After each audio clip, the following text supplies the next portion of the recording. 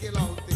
तिसरी मुलगी इंदुबाईचं निधन झालं तेव्हाही बाबासाहेब परदेशात होते. आणि 5वा मुलगा बाबासाहेबांचा राजरत्न, त्याचं निधन झालं तेव्हा बाबासाहेब मुंबईला होते. 4था मुलगा बाबासाहेबांचा गंगाधर आजारी पडला, त्यावेळेस बाबासाहेब लंडनला होते. लंडनला असताना गंगाधर इकडे आजारी पडला. रमा मातेनं बाबासाहेबांना कळवलं नाही, कारण दीनदलितांचं न सुटणारं गणित सोडवण्यात बाबासाहेब व्यस्त होते. अरे त्यांना व्यत्यय होऊ नये म्हणून. पण अखेर एक दिवस उजाडला. बाळ गंगाधराचंही निधन झालं. रमा मातेला भाळ फाटल्यासारखं झालं. रमा माता ओक्साबोक्सी रडू लागल्या आणि बाबासाहेबांना बाळ गंगाधराच्या मृत्यूची बातमी पत्राद्वारे कळू लागल्या. कशा प्रकारे सदर गीतात ऐका.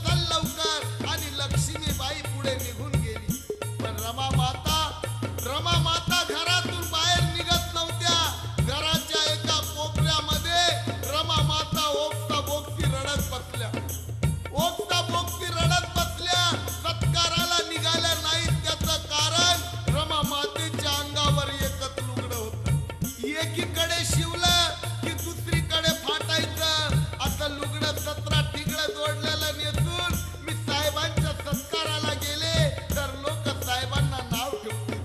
लोक म्हणतील साहेब बघा कसे सूट बूट कोट टाय मध्ये आणि रमा माता कशा फाटक्या लुगड्यामध्ये. रमा माता रडत बसल्या पण तेवढ्यात त्यांना आठवण झाली की एकदा शाहू महाराजांनी साहेबांचा सत्कार केला होता आणि त्यांना जरीचा फेटा बहाल केला होता. तो जरीचा फेटा रमा मातेनं एका पेटीमध्ये दडून ठेवला होता. आठवण होताच रमा माता धाडकन उठल्या, पेटी उघडली आणि तो जरीचा फेटा बाहेर काढला.